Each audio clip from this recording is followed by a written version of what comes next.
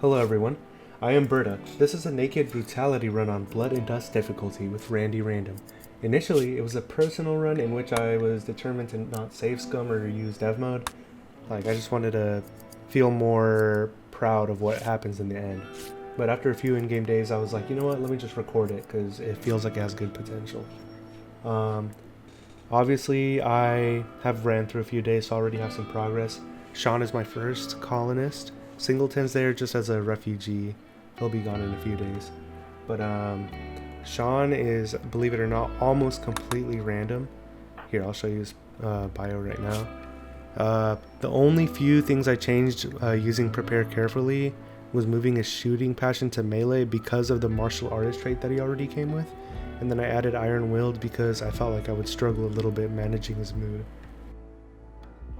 Throughout the gameplay, I did pretty decent, except for one part where he absolutely crashed out. It was so annoying. But yeah.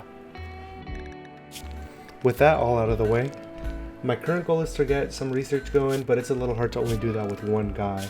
And Singleton, he doesn't have the best skills and he's not guaranteed to join, so I'm not gonna bother with him. Instead, I'm gonna rescue this person named Stench. Hopefully they have some useful traits. Just before our caravan left, another caravan came by and were selling weapons. We were just barely, by just 1 unit of silver, able to buy a semi-auto rifle, which was a huge upgrade to our short bow.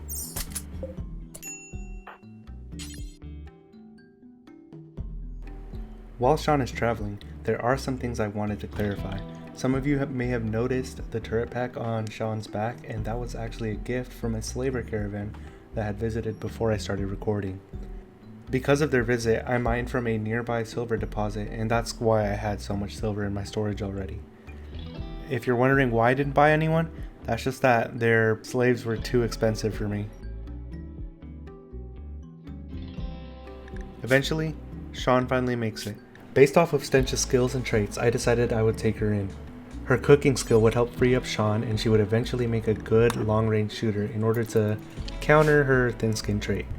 Just before we could help her, an enemy ambushes us. His skill and passion and intellect was exactly what I was looking for. So, with some luck, he was only downed and I was able to tend to both of them and take him home. Eventually, with some minor malnutrition, we finally make it home. I have Sean eat some berries. However, shortly after, a warg decides to hunt us, so we take it down and finally arrive at our base so we can rest. Just before Sean finished hauling Stench, I also took on this forced weather quest for 3 Glitter World medicine.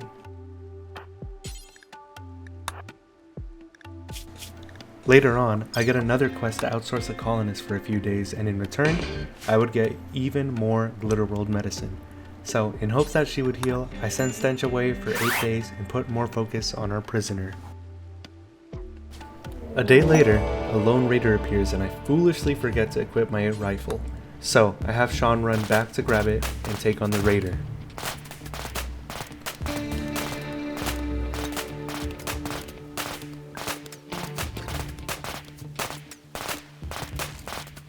After an elongated battle, the raider collapses just after releasing the prisoner. Sean attempts to arrest the prisoner, but he fights back. This drives Sean into a mental break in which he beats the prisoner down and then aimlessly wanders as the enemies eventually bleed out.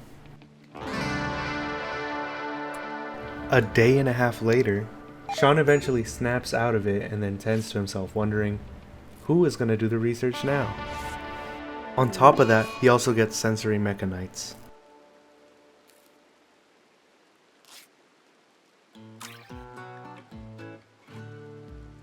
A few days later, Stench finally returns.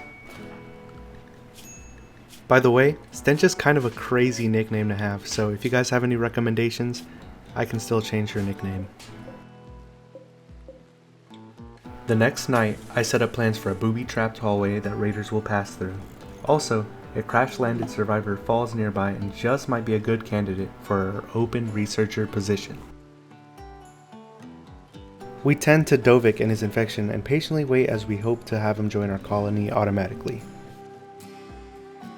But he doesn't make any moves to join yet, but his infection almost approaches 100%, so I arrest him in order to begin amputating his foot. The amputation goes just a little bit wrong, and we end up taking the whole leg, but in the end, he is saved. Since he is arrested, we start off by making conversion attempts before recruiting him, as it is easier for me to run a whole colony when everyone has similar interests.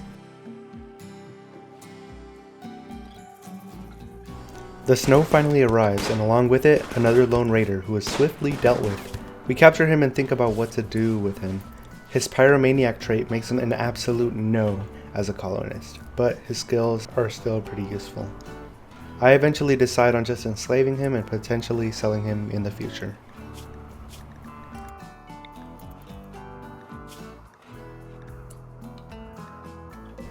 We then get a quest to rescue Sean's daughter, Crucior, a waster who once worked as an herbalist.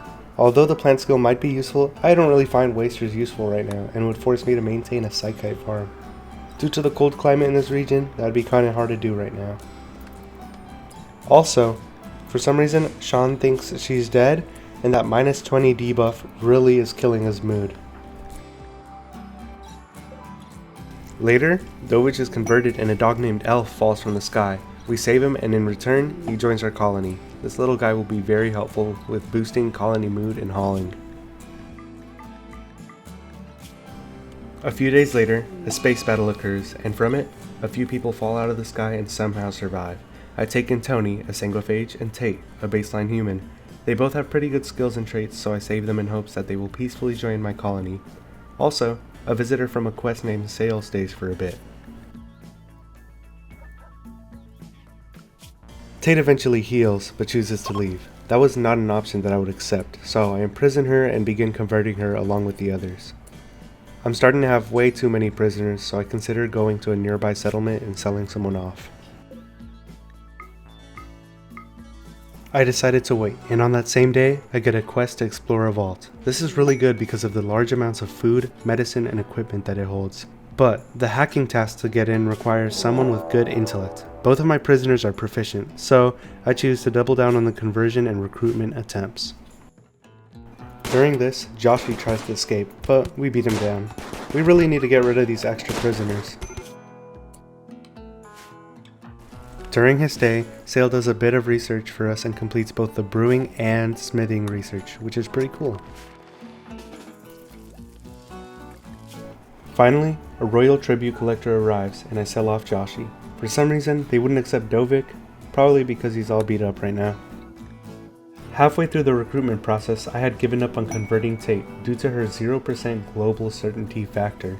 That meant that conversion attempts would not reduce her certainty, but to my surprise, an unplanned conversion attempt from Sean completely converted her and I would no longer have to worry about her strict policies.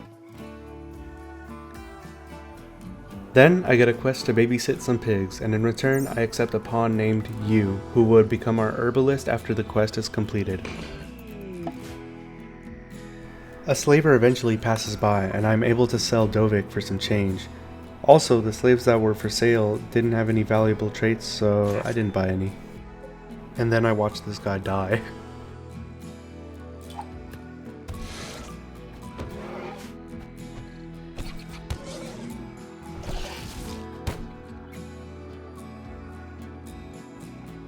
I then had Sean and Stench get together in order to get extra mood boosts, but they would have to wait until marriage for them to sleep together because of Stench's ideology. Suddenly, another lone raider appears, but this is not all. A fungal ship which had landed a while ago had been turned active by some travelers, which were now dead. 3 fungoid people came out and quickly mauled the raider, then they tried to attack the colony, but were taken care of quickly. Unfortunately, Sean got lung rot, but it passed after a few days.